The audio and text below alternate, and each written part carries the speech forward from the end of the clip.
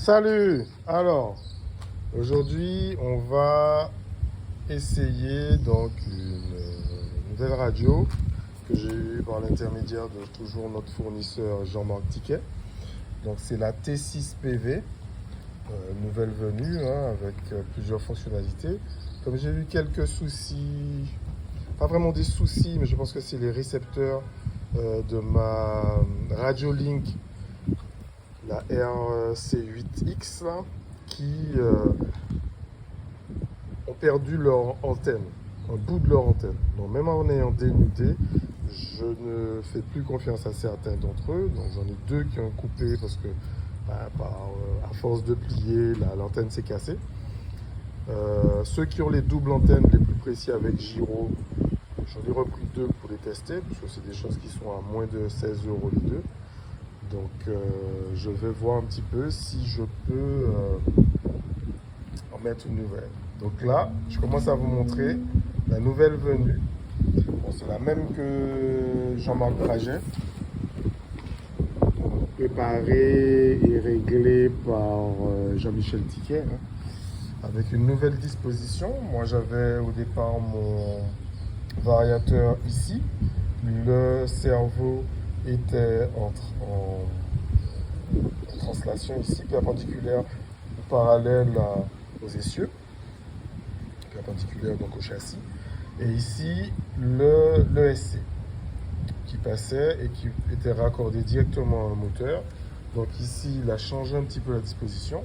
Bon, les JM aiment beaucoup le bleu. Donc il y a du bleu de partout. Il a changé la plaque avant. C'est vrai qu'elle était en 2,5 mm. Là, il l'a passé directement en 3 avec les bons amanteaux. Alors, pour l'instant, je ne peux pas vous dire, c'est des oranges, mais je ne sais pas quel remplissage. Je pense que d'origine, c'est de la 900. Je pense que c'est quand même plus ou moins souple. J'ai fait les réglages de hauteur de châssis avec ici des P1 Medium. Donc, on va tester avec des P1 Medium. On a toujours donc le XR8 Plus, donc sans problème, XR8 Plus. J'ai mis mon OTA pour pouvoir avoir les informations de mon récepteur, de mon ESC. On a placé déjà la petite puce avec le nouveau système de radio fixé par, alors nous on a fixé que par 3, mais fixé par 3 vis en dessous. Donc il faut refraiser le châssis. Donc ça a été bien fait par c'est propre, Jean-Michel. Refraisé. Un cerveau qui va bien, donc 50 kg. Le BHX8 de SRT. Et puis la fameuse boîte donc. Donc il m'avait laissé à l'extérieur les deux ventilos et ici pour la puce. J'ai préféré faire la puce passer directement pour la placer. Ça me ferait beaucoup de fil à l'extérieur. Comme le câble de la puce est assez long, je l'ai mis directement à l'intérieur. C'est un petit trou juste au niveau ici de la rainure de fermeture de boîte. Donc pour la garder semi-étanche. Les câbles passent par en dessous, ils remontent et ils retombent dans la boîte avec le nouveau récepteur fût à bas sans antenne. On va voir ce que ça donne.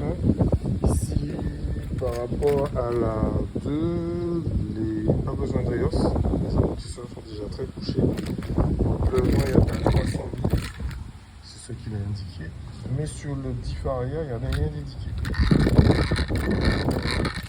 On va vérifier ça. Je trouve qu'il est vrai. Alors je vous arrête un petit moment.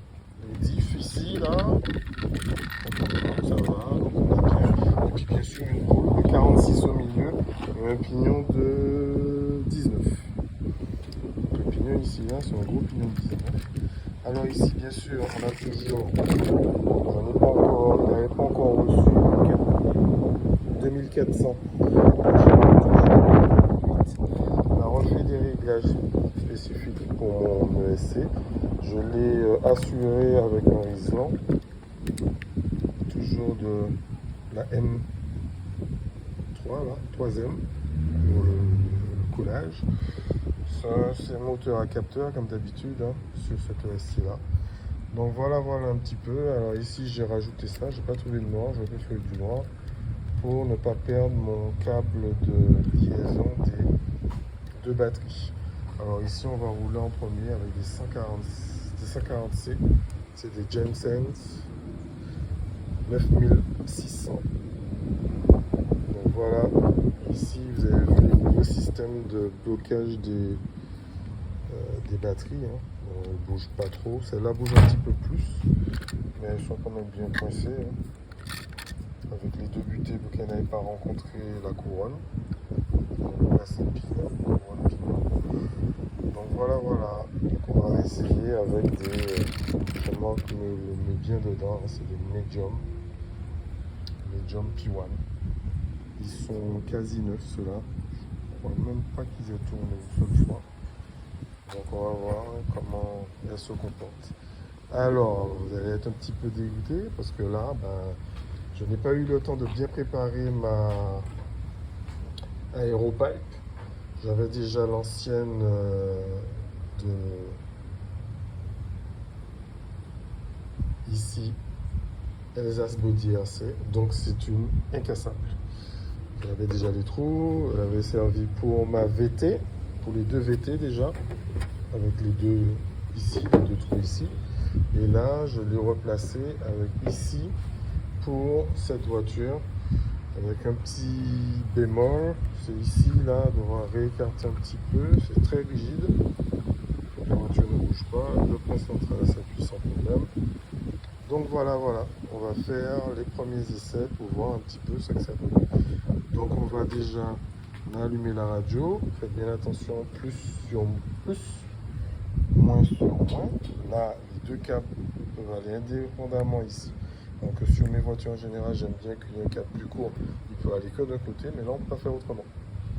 On ne peut pas faire autrement, on ne peut pas l'avoir plus court. Alors je l'ai mis de ce côté, c'est pour qu'il puisse laisser un petit peu l'air à l'ESC. Ah, il n'a pas mis la grille intermédiaire sur mon ESC.